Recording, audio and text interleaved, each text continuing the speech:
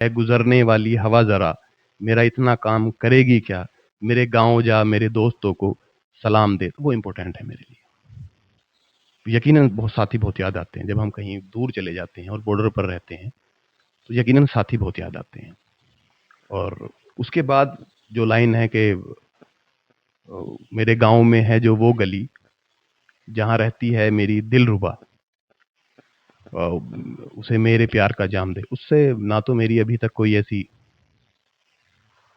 दिलरुबा है और ना ही ऐसी कोई गली।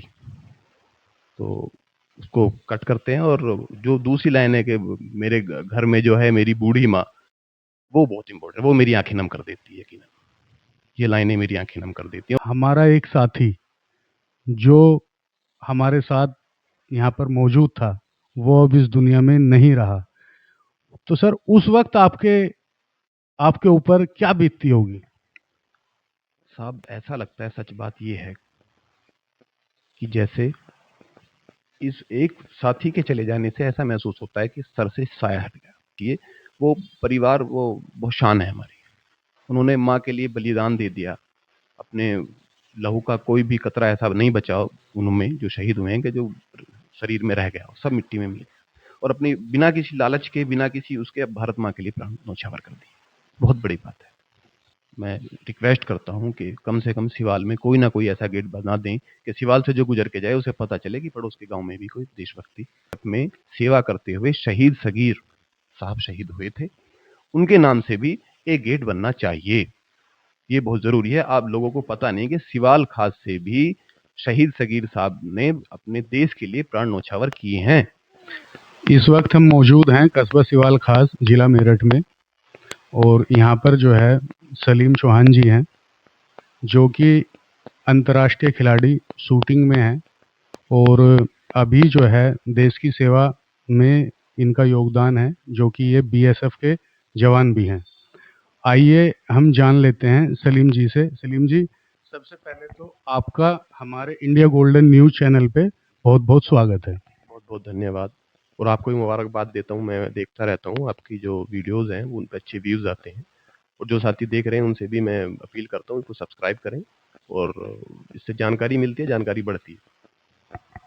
सर हम जो है यहाँ पर जानने आए हैं कि देश के अंदर जब ऑपरेशन सिंदूर चल रहा था, तो हमें पता लगा है कि आप उस वक्त जो है देश की सीमा पे अपना योगदान दे रहे थे, मतलब देश के लिए आप वहाँ पर कार्यरत थे।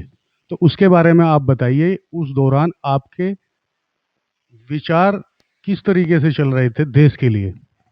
देखिए, मैं सबसे पहले फॉर एग्जांपल आपको बताना चाहूँगा कि यदि आपको आपकी माता है, और आपको अगर आपकी माता को अगर कोई अपशब्द का इस्तेमाल करे, तो मुझे लगता है कि आप विचार नहीं, प्रहार करेंगे। ऐसे ही वो वक्त इतना, मतलब ऐसा कोई इसमें कोई सोचने का या कोई समझने का, कोई विचार करने का कोई वक्त नहीं था। माँ पे उंगली उठाई गई थी, और जिसने उंगली उठाई थी उसकी उंगलियों को जवाब देना था, दुश्मन को जवाब देना था, और हमने वो किया भी। तो उस वक्त में हमारे मन में भाव सिर्फ इतना ही था, मैं ज़्यादा जानकारी साझा नहीं करूंगा। हमारे मन में सिर्फ इतना ही भाव था, पूरी फौज के मन में, कि अशेष रक्त तोल दो, अशेष रक्त तोल दो, स्वतंत्रता का मोल दो, और कड़ी युगों की खोल दो, रुको नहीं ना, झुको नहीं, डरो नहीं, बढ़े चलो, बढ़े चलो, जोत सी जला जला, भुजा भुजा, फड़क फड़क, और रक्त में धड़क धड़क, उठा धनुष, प्रहार कर, तू सबसे पहले वार कर। तो वहां विचार, सोचना, परिवार के बारे में सोचना नहीं, हाँ, तो हमारी माँ की बात थी। जैसे जिससे मैंने जन्म लिया है, जैसे वो मेरी माँ है, ऐसे ही भारत भी मेरी माँ है। मैं कभी बर्दाश्त नहीं करूंगा, या मैं कोई भी जो देश प्रेमी होगा, कि कोई माँ को कुछ कहे और वो चुप बैठ जाए। तो उसमें हमारी जीत हुई, दुनिया ने देखा। माननीय नरेंद्र मोदी जी के आदेश अनुसार, उनकी नीति के अनुसार हमने जीत जीत हासिल की, और दुनिया में परचम फहराया, और दुनिया को दिखाया कि हम भी मजबूत हैं। देखा गया तो जो पड़ोसी मुल्क है, जो पाकिस्तान है, हमारे पीएम मोदी साहब ने जो है उनको हमारी जो देश की महिला फौज में कार्यरत थी, उनके द्वारा जो है एक तमाचा उनके मुंह पर मारा और वो वहां पर जो है विजयी होकर जो है अपने देश वतन वापस लौटी। साहब मैं सिर्फ इतना ही कहूंगा कि जिस दुश्मन का आप जिक्र कर रहे हैं पाकिस्तान का, उनके लिए हमारे भारत की नारी ही काफी है। और वो कर दिखाया उन्होंने। उन्होंने साबित कर दिया कि भारत देश की नारी कमजोर नहीं है, उसको कमजोर समझने की जरूरत नहीं है। और उन्होंने दिखाया, दुनिया को बताया कि देखो। और पाकिस्तान की हर हर चौकी को उड़ा के नेस्तु नाबूद किया और जीत हासिल की। सीधा सीधा संदेश था कि मतलब हमारे देश की नारी जो है वो ही काफी है आपके लिए। वही काफी है और वो नजर भी आया। आपने भी देखा होगा, वो नजर भी आया, दुनिया ने देखा। सोफिया जी और जो उनकी जो हम वतन साथी थी, तो उन्होंने काफी जो है बहादुरी के साथ जो है देश के अंदर जो है एक मतलब इंस्पिरेशन जो है आवाम को दी। बिल्कुल। देखिए, मैं बताना चाहता हूँ कि फौज में जब आप भर्ती हो जाते हैं, वैसे तो हमारे भारत की नारी वैसे भी कमजोर नहीं है, लेकिन अगर फौज में भर्ती हो गई तो फिर कुछ ये विचार विश्वास, ये बात खत्म हो जाती है कि वो एक नारी है। वो देश, उसके अंदर देशभक्ति भरी हुई है और वो देश के लिए कुछ भी कर सकती है। तो ये कहना तो गलत होगा कि वो नारी नहीं, नारी नहीं, वो पूरी एक अपने आप में बहुत बड़ी ताकत है। सलीम जी, जब आपको मालूम चला कि जो है हमारे प्राइम मिनिस्टर ने जो है ये इतनी बड़ी जिम्मेदारी जो है हमारे देश की नारियों को सौंप दी है, तो उस वक्त आपको कैसा महसूस हुआ? देखिए, उस वक्त में बड़ा मुझे गर्व महसूस हुआ कि हमारे भारत मुल्क देश में नारियों की इतनी कदर है। नारी शक्ति को कितना बढ़ावा दिया जा रहा है, नारी को कितना, मतलब आप स्तर कितना ऊपर कर दिया माननीय नरेंद्र मोदी जी ने। ये बड़ी खुशी की बात है। हर जगह ये चीजें नहीं है। हमारे भारत देश में ही नारी को सबसे ज्यादा सम्मान दिया जाता है। सर, मैंने सुना है एक फौजी का देश में, पूरे देश में बहुत सम्मान होता है, क्या आपने ऐसा महसूस किया है? हाँ, ये बहुत अच्छा सवाल आपने पूछा। यकीनन जब मैं छुट्टी से आता हूँ, छुट्टी लेकर आता हूँ, तो मेरे आसपास पड़ोस, गांव, कस्बे के लोग यकीनन बहुत सम्मान करते हैं। और कभी कभी ऐसा महसूस होता है कि मैं यहाँ का कोई जिम्मेदार तो नहीं। मतलब ऐसे बात करना, कोई भी आएगा, कैसे हैं आप, कब छुट्टी से आना हुआ, वो बैठते हैं, चाय पीते हैं, बहुत सम्मान देते हैं। मुझे तो ऐसा लगता है कि जैसे मैं कोई, शायद मैं विधानसभा का विधायक हूँ। तो ऐसा मतलब गर्व, गौरवान्वित महसूस होता है और अच्छा लगता है। लोग बहुत सम्मान देते हैं, इसमें कोई शक नहीं। यकीनन बहुत सम्मान देते हैं। सर, एक सवाल और है।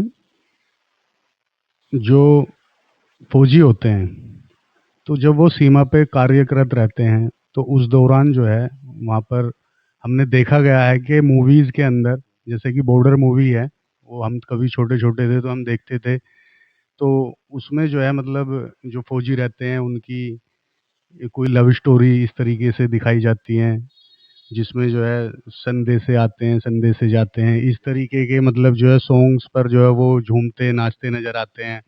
और दूसरा, कुछ फौजी जो है मतलब अपनी माँ को लेकर के जो है भावुक पल रहता है उनका, तो उसमें वो दर्शाया जाता है अपनी माँ को याद करके, धरती माँ को याद करके, कोई अपनी प्रेमिका को याद करके, कोई अपनी जो है परिवार में जो उनकी पत्नी है, अपने बच्चे हैं छोटे छोटे, तो उनको याद करके जो है मतलब मूवी के अंदर जो है वो इस तरीके से दिखाया जाता है। तो कभी आपके साथ भी ऐसा हुआ है कि मतलब आपकी भी कोई लव स्टोरी या कोई इस तरीके की जो है मतलब कहानी आपने भी कोई सजो के रखी हो अपने मन में? इसके बारे में आप बताना चाहेंगे? देखिए, आपने जिक्र किया बॉर्डर मूवी का, संदेशे आते हैं, संदेशे जाते हैं। तो उसमें जब वो गाना मिड में पहुंचता है, तो वो कि ए गुजरने वाली हवा जरा, मेरा इतना काम करेगी क्या, मेरे गांव जा, मेरे दोस्तों को सलाम दे, तो वो इम्पोर्टेंट है मेरे लिए। यकीनन बहुत साथी बहुत याद आते हैं। जब हम कहीं दूर चले जाते हैं और बॉर्डर पर रहते हैं, तो यकीनन साथी बहुत याद आते हैं। और उसके बाद जो लाइन है कि मेरे गांव में है जो वो गली, जहाँ रहती है मेरी दिलरुबा, उसे मेरे प्यार का जाम दे, उससे ना तो मेरी अभी तक कोई ऐसी दिलरुबा है और ना ही ऐसी कोई गली। तो उसको कट करते हैं। और जो दूसरी लाइन है कि मेरे घर में जो है मेरी बूढ़ी माँ, वो बहुत इंपॉर्टेंट है, वो मेरी आंखें नम कर देती है यकीनन। ये लाइनें मेरी आंखें नम कर देती हैं। और हर एक फौजी मैंने अक्सर देखा है, जब ड्यूटी से आते हैं तो इसी गाने को सुनते रहते हैं, और यकीन मानना आप, मैं सच बोल रहा हूँ, आंख से आंसू आते रहते हैं सबके, सबके आंख से आंसू आते रहते हैं, और इसको चुप चुप के सुनते रहते हैं लोग, सभी लोग। सभी लोग। कोई नहीं, ये गाना तो हम हमेशा फौज में बजता ही रहता है, क्योंकि आप भी जानते हैं कहीं ना कहीं भावनाओं को छूता है ना, कहीं ना कहीं भावनाओं को टच करता है ये गाना। जब ये सॉन्ग हम भी सुनते हैं तो हमें भी जो है मतलब कभी-कभी जो है रोना आ जाता है। हमारे अंदर भी ऐसी भावनाएँ होती हैं कि शायद हम भी इन फ़ौजियों की तरह हम भी वहाँ पर मौजूद होते, तो हम भी मतलब जो इस तरीके से अपना जीवन जीते और इस गाने को सुन कर के और कैसा महसूस होता मतलब हम भी ये फ़ीलिंग करते हैं अपने अंदर फ़ील करते हैं। देखिए, बहुत इस गाने को जब सुनते हैं, कहीं न कहीं ये गाना बना तो कोई भी सुनता है, स्वतंत्र है, कोई भी सुन सकता है, लेकिन इसकी जो फ़ील है, वो एक फ़ौजी समझ सकता है। आप सुनेंगे तो सिर्फ़ ठीक है, इसका ट्यून अच्छा लग रहा है इसके, लेकिन जो इसके शब्द हैं, वो इस फ़ौजी ही समझ सकता है। वो चाहे किसी भी क्षेत्र में देश के लिए काम कर रहा है, वो इसको सिर्फ़ फ़ौजी समझ सकता है। बाकी अन्यथा और कोई समझ सकता है, लेकिन मुझे लगता नहीं वो दिल से टच कर लेगा, सुन लेगा, शब्दों को समझ जाएगा, लेकिन वो टच नहीं आ पाएगा, फ़ील नहीं आ पाएगी। फ़ील एक फ़ौजी ही लेगा सिर्फ़ इस सॉन्ग की। सर एक सवाल और है हमारा, देश के अंदर जब भी जो ये दुश्मन देश हैं, हमारे मुल्क पर जो है सीमा पर हमारे नौजवानों को शहीद कर देते हैं, तो उस वक़्त जो है एक बहुत भावुक पल होता है। तो सर जैसे आपको पता लगता है कि हमारा एक साथी जो हमारे साथ यहाँ पर मौजूद था, वो अब इस दुनिया में नहीं रहा। तो सर उस वक़्त आपके आपके ऊपर क्या बीतती होगी? साहब, ऐसा लगता है, सच बात ये है कि जैसे इस एक साथी के चले जाने से ऐसा महसूस होता है कि सर से साया हट गया। हमारे ये कस्बा सिवाल खास के पास में ही जो है, ये आपका लोहड्डा पतला पड़ता है। तो यहाँ पर भी एक नौजवान तकरीबन 20-22 साल उनकी उम्र थी और यहाँ पर हमने देखा सिवाल खास में जब उनको शहीद होने के बाद जो है लाया गया, तो पूरा सिवाल और आसपास का क्षेत्र जो है पुरजोर तरीके से उनके मतलब जनाजे का, उनकी जो है आने का जो है यहाँ पर जो है इंतज़ार कर रहा था और बहुत भावुक पल था उस दौरान जो है, काफ़ी लोग जो है गमगीन थे और कुछ मतलब इस तरीके से भी तो रोते हुए भी दिखाई दिए। देखो, मैं उनको नमन करता हूँ, और उनका देना हम कभी दे ही नहीं सकते। उनका ये बदला हम कभी उतार ही नहीं सकते। हम अगर अपनी ज़मीन बेच दें, जायदाद बेच दें, कुछ भी कर दें, हम उनको ये उनका बदला नहीं दे सकते। और उनकी बहुत बड़ी बात है, मैं वहाँ पर बैठकर भी आया था, और उनको हमेशा उनका सम्मान करना चाहिए, उनके परिवार का सम्मान करना चाहिए, और निकलते आज आते-जाते वहाँ बैठ कर के आना चाहिए। वो परिवार, वो शान है हमारी। उन्होंने माँ के लिए बलिदान दे दिया। अपने लहू का कोई भी कतरा ऐसा नहीं बचा उनमें, जो शहीद हुए हैं, कि जो शरीर में रह गया हो, सब मिट्टी में मिल गया। और अपनी बिना किसी लालच के, बिना किसी उसके, अब भारत माँ के लिए प्राण न्यौछावर कर दिए। बहुत बड़ी बात है। सर जैसे वो अब अपने पड़ोसी थे, सिवाल खास के ही पास में ये गाँव पड़ता है, सिवाल से ही रास्ता जाता है। तो हम चाहेंगे कि उनके लिए जो है एक श्रद्धांजलि होने के बाद जो एक स्मारक बनाई जाती है, तो उसके रूप में जो है यहाँ पर जो है एक स्थापित किया जाए उनके लिए, उनके सम्मान के लिए जो है एक या तो गेटवे बनाया जाए, तो इस तरीके से जिससे उनका जो है हर दिन, हर वक़्त, हर पल जो है लोग उनको याद करें और उनके बलिदान को याद करें। मैं सिवाल खास के चेयरमैन साहब या चेयरपर्सन से मैं रिक्वेस्ट करता हूँ कि कम से कम सिवाल में कोई ना कोई ऐसा गेट बना दें कि सिवाल से जो गुजर के जाए उसे पता चले कि पड़ोस के गांव में भी कोई देशभक्ति, देश के लिए किसी ने प्राण न्यौछावर करे हैं। ऐसे ही सिवाल खास के एसएसएम पब्लिक स्कूल, आपने नाम सुना होगा, हमारे सिवाल खास में सीआरपीएफ में सेवा करते हुए शहीद सगीर साहब शहीद हुए थे। उनके नाम से भी एक गेट बनना चाहिए। ये बहुत ज़रूरी है। आप लोगों को पता नहीं कि सिवाल खास से भी शहीद सगीर साहब ने अपने देश के लिए प्राण न्यौछावर किए हैं। हर साल जो है जैसे ही साल गुजरती है तो एक पेपर में कटिंग छपती है, वो देखी गई है सगीर साहब के लिए जो है और उसमें मांग भी होती है कि सगीर साहब का जो है एक गेटवे बनाया जाए। शहीद हुए थे वो कश्मीर में, तो उसके बाद वो छपती है और वो जो है मतलब ऐसे ही वो अखबार जो वेस्टेज हो जाता है और वो कहीं मतलब ऐसे पड़ा हो जाता है। तो ये हमारे जो यहाँ पर मौजूदा एमएलए हैं, हमारे एमपी साहब हैं, तो उनका भी जो है मतलब दायित्व बनता है कि वो हमारे क्षेत्र में हमारे जो सम्मानित फौजी हैं, जो हमारे शहीद हैं, उनके लिए जो है इस तरीके का कदम उठाए और उनको जो है सम्मान देने का काम करें। बिल्कुल, आपने कहा। मैं तो अगर मुझे उम्मीद है कि वीडियो क्षेत्रीय सांसद के यहाँ भी जाएगी और क्षेत्रीय विधायक जी के यहाँ भी जाएगी। जो चेयरपर्सन है वो भी इसको देखेंगे। मैं आप तीनों से अपील करता हूँ, देखिए अपना काम अपील करने का है। वो ज़िम्मेदार हैं, वो कार्रवाई तो वही करेंगे। लेकिन मैं उनसे रिक्वेस्ट करता हूँ विनम्रता से, उन्होंने देश के लिए प्राण न्यौछावर करे। हम उनका देना, मैं फिर बोल रहा हूँ, उनका देना नहीं दे सकते। उनकी जो उन्होंने जो देश के लिए दे दिया, वो हम उनको बदला नहीं दे सकते। कम से कम एक गेट बना दें, उनका परिवार का सर ऊंचा हो जाएगा। लोग भूले ना, याद रखें। ये तो मोटिवेशन है, इससे देश भावनाएं जागती हैं। कम से कम ऐसा काम तो जरूर होना चाहिए। और मुझे उम्मीद है कि वो देख रहे होंगे, तो उनकी इच्छा है, पर करना चाहिए उन्हें। उनके मन में भी देश भावना होगी, तभी वो जिम्मेदार बने हैं क्षेत्र के। सलीम चौहान जी, हमारा एक सवाल हो रहा है आपसे। ये कस्बा सिवाल खास जो है मुस्लिम बहुल क्षेत्र है। यहाँ पर जो है ज़्यादातर जो है मुस्लिम राजपूत समाज से जो है लोग बिलोंग करते हैं, और भी अदर जो है कम्युनिटीज़ रहती हैं। मतलब एक हिंदू, मुस्लिम, सिख, ईसाई सभी धर्मों को मानने वाले यहाँ पर जो है नौजवान युवा रहते हैं।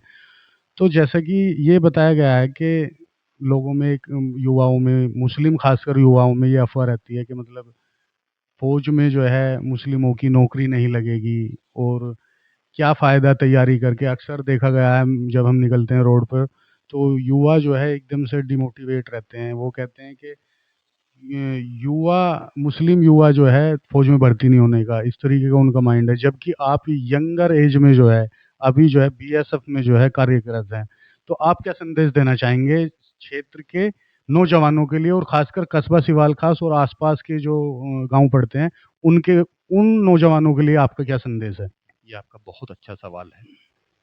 देखिए, मैं कंफर्म और स्पष्ट कर दूं, जो बच्चे तैयारी करना चाहते हैं वो अपनी तैयारी करें निडरतापूर्वक। ये दिमाग में लाना, ये मतलब नेगेटिव थॉट्स लाना मेरी समझ से बाहर है। देखिए, जब भर्ती होती है, वहाँ पे कमांडेंट होते हैं, आईजी होते हैं, और तमाम फौज के या किसी भी विभाग के जिम्मेदार होते हैं। जब आप रेस मारेंगे, आप अगर क्लियर करेंगे तो आप क्लियर हैं। आप फिजिकल में क्लियर हैं तो क्लियर हैं, आपने रिटर्न दिया और उसमें आपने क्लियर किया तो क्लियर है। कोई भेदभाव नहीं कहीं से कहीं। मैं कहता हूँ रत्ती भर इतना सा भी भेदभाव नहीं है। आप बिल्कुल बेफिक्र होकर अपनी तैयारी कीजिए। आप पेपर निकालिए, फिजिकल निकालिए, और डॉक्यूमेंटेशन अपना क्लियर कीजिए और जाके भर्ती हो जाइए। कुछ भी नहीं। ये तो हमें बरगलाने के लिए ऐसी ऐसी चीजें बनाई जाती हैं कि नहीं मुसलमान भर्ती नहीं, क्यों नहीं होता। अरे आप तैयारी तो करते नहीं और भर्ती हो जाए कोई और, ये क्या बात हुई। आप तैयारी करोगे नहीं और आपको उठा के ले जाएं, क्यों और लोग भर्ती नहीं होंगे फिर। इसलिए तैयारी करो तो भर्ती होंगे कंफर्म, स्पष्ट है। जो हमने आज तक, मुझे 4 साल 5 साल फौज में हो गए, मुझे इतना सा भी कोई भेदभाव नहीं मिला। और मिलना होता अब तक मिल जाता। एक भी पॉइंट ऐसा नहीं है कि मैं ये कह दूं यहाँ आके कि आप मेरे साथ ऐसा हुआ है या मुझे मुसलमान कहा गया है, नहीं, कभी नहीं। कोई एक थॉट्स ऐसा नहीं है। तो बेफिक्र होके, यकीन रख के अपना काम पे फोकस कीजिए और आगे बढ़ते जाइए। भर्ती होंगे, क्यों नहीं होंगे, बिल्कुल भर्ती होंगे। ये सलीम जी ने जो है बहुत अच्छी बात यहाँ पर जो है बताई है युवाओं के लिए। और हमारी भी सभी युवाओं से जो है रिक्वेस्ट है कि आप बिना किसी सोच विमर्श के जो है आप आगे बढ़ते जाइए, और कदम बिल्कुल जो है मतलब डगमगाए नहीं, अपने कदमों को मजबूती से बना करके अपने देश के लिए आगे बढ़ करके, और फौज में भर्ती हो, और अलग महकमे पुलिस में, जहाँ पर भी आपका जो है आपको बेहतर अच्छा आपका जो है माइंड सेट हो, उधर आप जाकर के अपना जो है अपना करियर जो है उस क्षेत्र में जाकर के बनाएं और सफलता पाएं, और देश का जो है नाम रोशन करें और देश को आगे बढ़ाएं।